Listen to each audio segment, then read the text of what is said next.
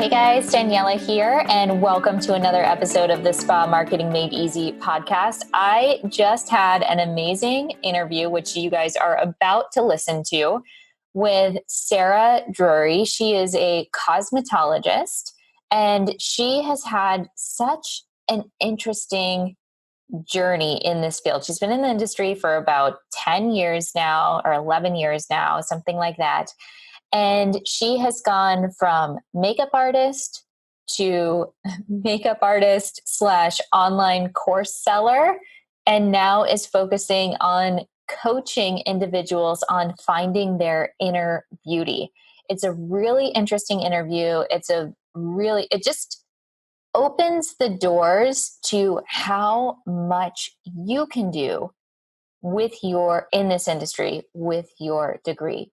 You know, so many people focus on what's the next modality that I can get trained in, all of these different things. But if you really have that entrepreneurial spirit, I want you guys to really think outside the box and think what you can do to scale your business, to reach more people, to help more people. And every single one of you has something that makes you unique and special. It's already inside of you. So how can you package that up and use it to help the rest of the world? So I'm going to go ahead and play that interview. I hope you guys enjoy it. I hope you guys love it. I'd love to hear your feedback. Be sure to let me know over on Instagram. Send me a DM. And without further ado, here is the interview with Sara.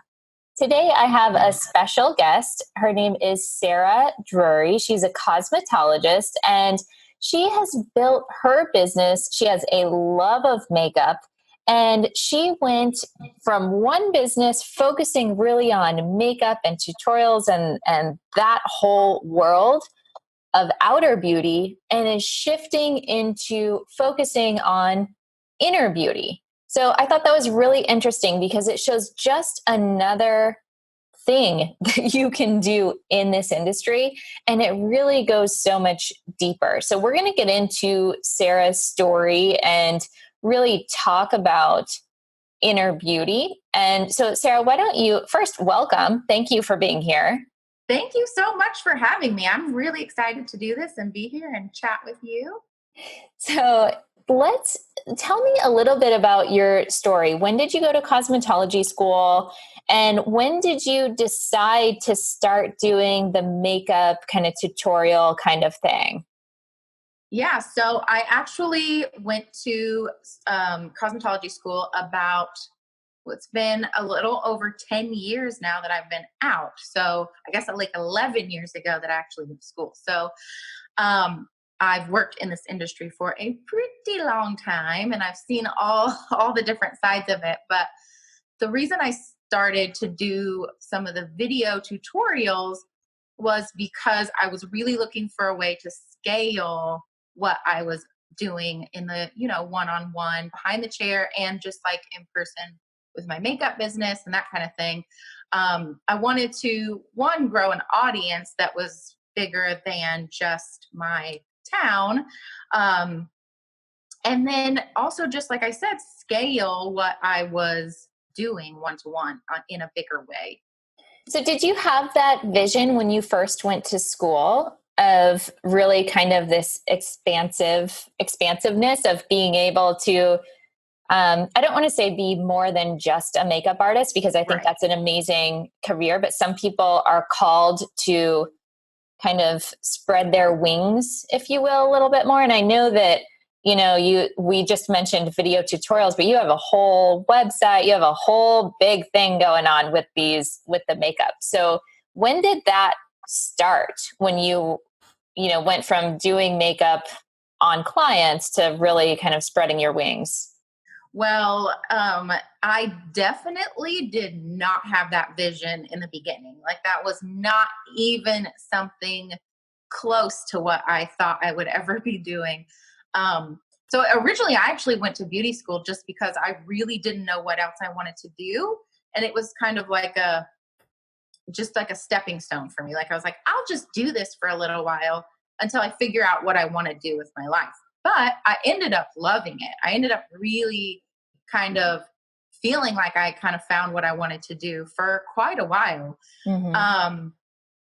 For, probably 8 years or so. And then two things. One, it is, I love doing what I do and working one-on-one with people, but one, it's taxing on your body. It's hard on your body. Two, I had Mm-hmm. a son that I wanted to be, home with a little bit more. And then three, kind of the big catalyst for me to dream bigger. And I think a lot of people have this in their lives. They have some kind of event that happens that kind of pushes you out of your comfort zone and out of your nest a little. And I had that. So my husband, who was the breadwinner for our family, was suddenly, unexpectedly, terminated from his job. And so it kind of left me asking, what else can I do? I felt like he needed some time to, lick his wounds, so to speak. He needed some time to kind of recuperate and also figure out what his next thing was. But I had somewhat of a career. I didn't really look at it as a career at the time. I just looked at it as like kind of just something fun that I did because I loved it so much. Mm-hmm. But the money was just kind of like an extra bonus. I wasn't really like, oh, we need all the money kind of thing. So, but then it became about, well, I need to figure out how I can help support my family through this transition. And it kind of forced me to dream bigger and figure out what I could do to, like I just said, kind of scale what I was already doing, make more money, but not have to work a ton more hours and that kind of thing. So that was kind of the push that I needed to dream bigger. And now, of course, looking back, I'm like, oh my gosh, that was such a blessing because I'm so thankful that I was forced to dream bigger and kind of, tumbled into this new side of what I'm doing. So yeah, that was kind of So the beginning. tell us a little bit more about that business before we jump into the transition into Yeah. inner beauty. So how were you making money through that business? Well, it was a couple of things, but I didn't just like jump into the online space, but first I just started learning marketing and I started learning how to grow my in-person business. I started Mhm. really putting myself out there more on social media and, showing pictures of my work and getting better at photography. I took like a little iPhone photography class, and then I took a marketing class. And so I was really just trying to focus um, on how can I take what I already have and what I already know and scale it in some kind of way. So it started with that in person. And so that the marketing of that kind of exploded. And so my business was doing really, really well. And then I think at that time I took an online class around marketing, and it was an online course. And I was like, this is genius. Why do I not do this for my makeup stuff? Or like, even it would totally work with hair stuff too.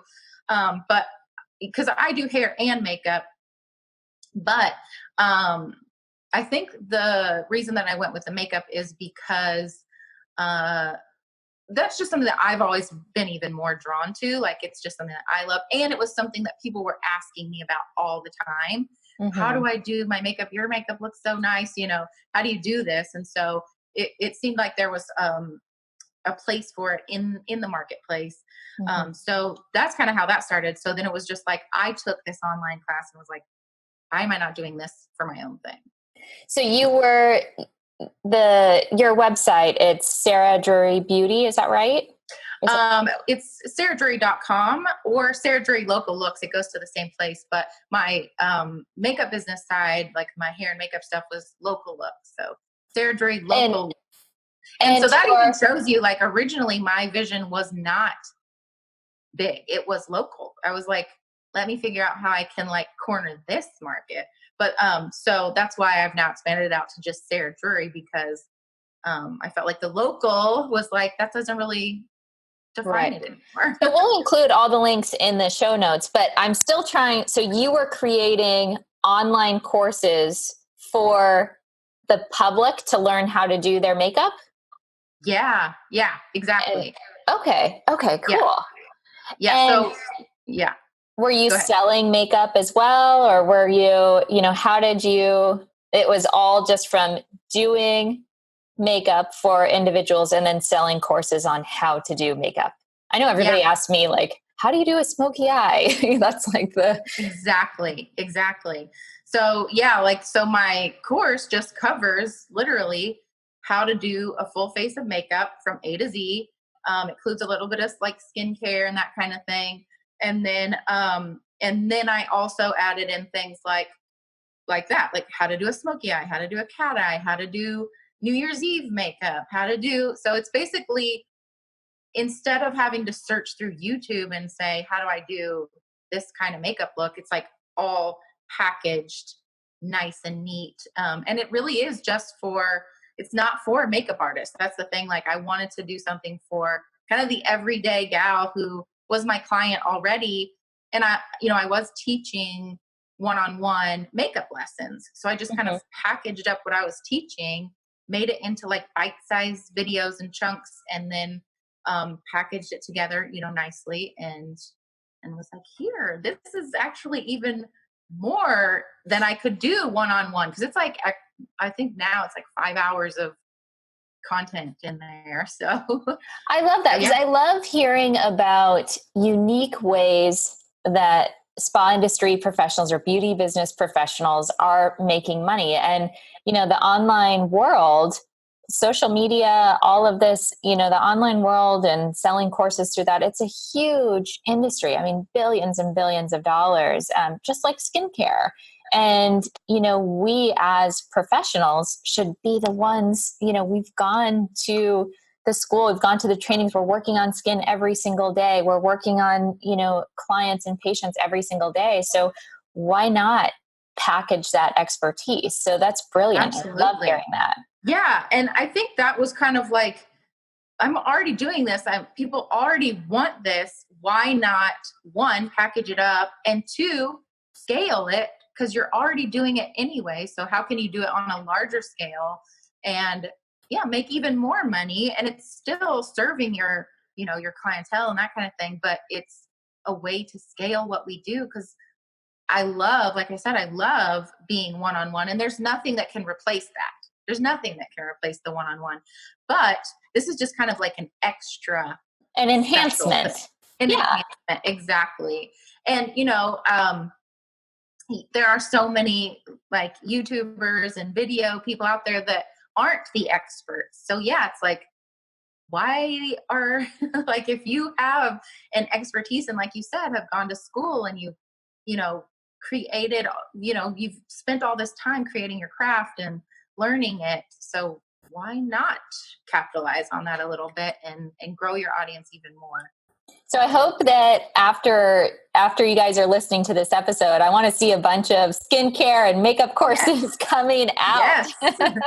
I actually so I think it's a brilliant idea too. And I had thought about this, but I decided to go a different direction. So if anybody wants this idea, um, like for maybe like skincare people who are, estheticians who love makeup and also do makeup, could teach hairdressers who maybe don't know how to do makeup, because not all hairdressers know how to do makeup. I've actually Mhm.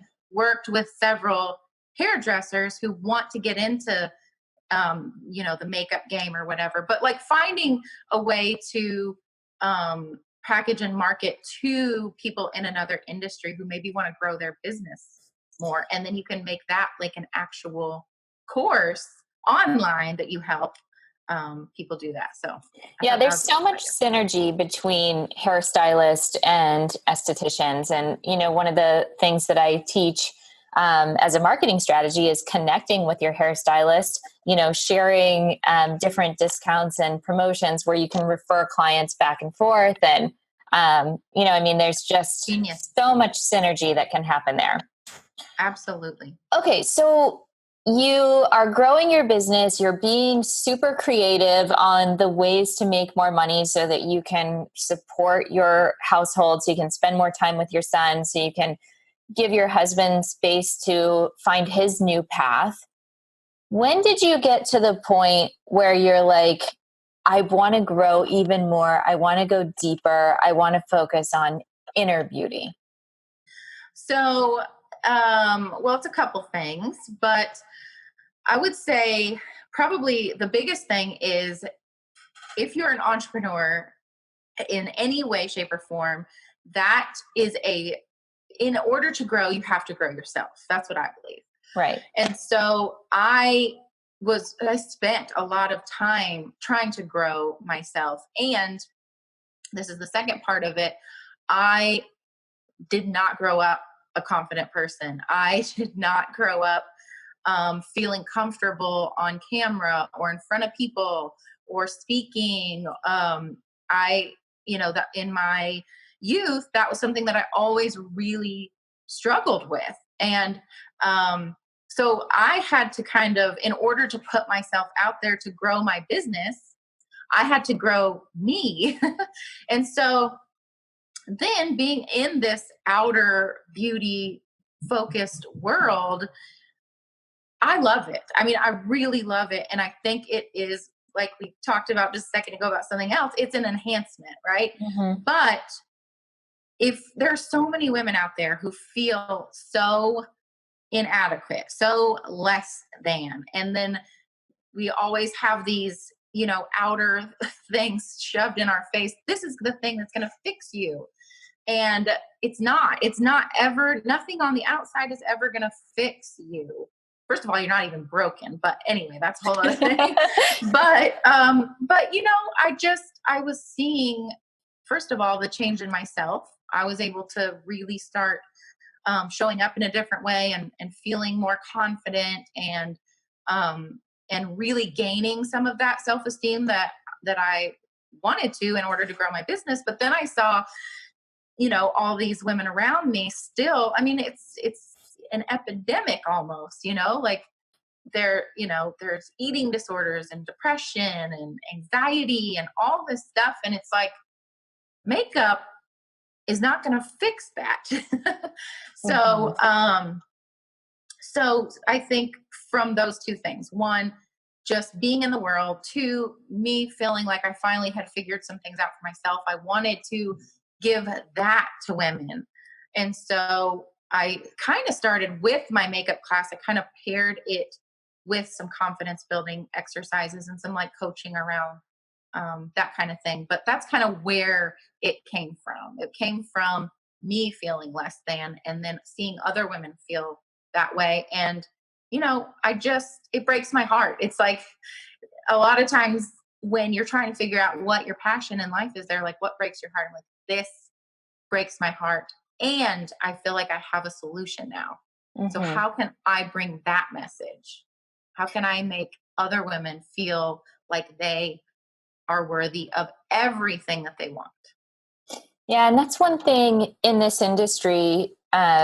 I was actually being interviewed for something just the other day, and they asked, what is your most favorite and least favorite thing about this industry? And I said, my most favorite is all the changes that happen. Like, you can never be bored because there's always something new to learn. There's always some advancement in skincare. There's some new study that came out. There's so many different directions. I mean, just with this conversation, you see there's so many different directions you can go within this industry to have an amazing career. But I said the thing that I like the least about this industry is the perception from the outside that it's all about vanity. And, there's a couple of reasons that really bothers me. One, the women that I have met along this career path are such lovers. They're all about building women up, making them feel better, giving them more confidence. And it's not about how you look, it's about how you feel, and totally. And so these women Hallelujah. that are being judged for, oh, you went to beauty school or you went to, I'm like, you guys have no idea what these women are doing, how they're impacting the world by giving someone confidence, by clearing someone's acne, by showing them how to do their makeup that allows them to show up in a bigger way in the world and make the changes and make the impact. It has this huge ripple effect. So that drives me nuts when people think that, oh, you went to beauty school or you went, whatever it is. And on a side note here, one of my girlfriends, I actually have several girlfriends who are in STEM fields in science, technology, engineering, and math, and really high level, really like at MIT, at different really just high level institutions. And they told me they would not wear makeup, even though they really wanted to, because they would not be looked at as being smart. They would not be taken seriously. And that is something Crazy.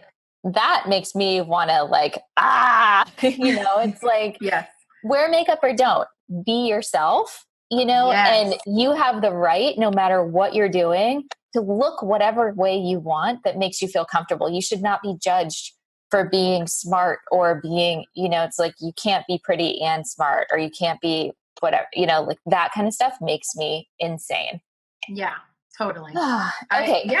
I love it. I agree. And I think that's why I think like the transition into like inner beauty and outer beauty, they really go hand in hand, because I do think what you just said about it's how we feel. And I don't know about you, but I feel better when I'm wearing makeup. Like I don't wear makeup all, every day, and I don't feel like I even have to.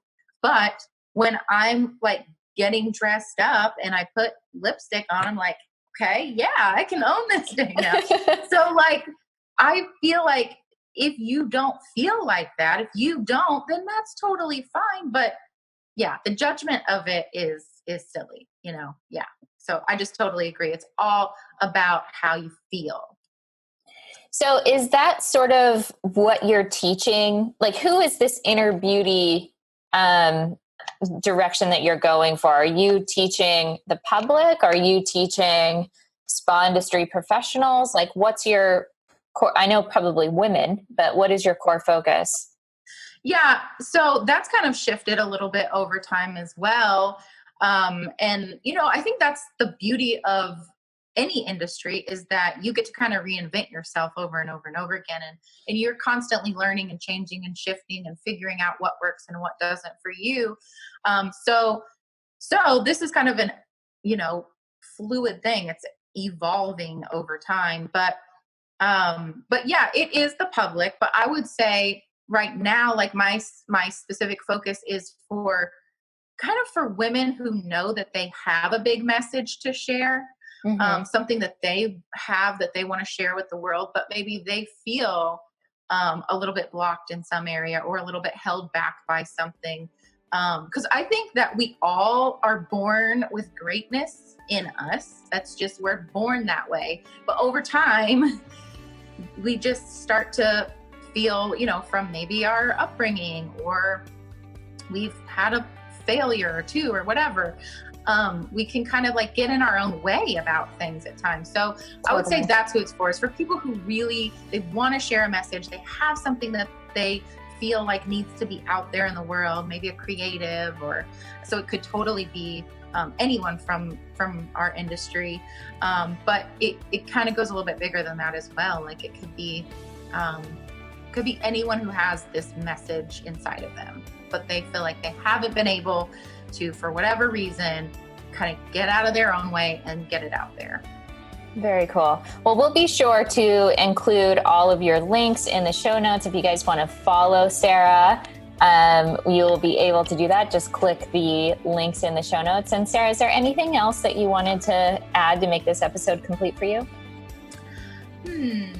Well, I kind of think I just said it. I didn't know you were going to ask me about that. But yeah, just that I think that we are all born with such potential, with such greatness in us. And I think, if we can just kind of embrace and love and accept who we are and give ourselves grace when we need it, I think that we each have something really important and special to share.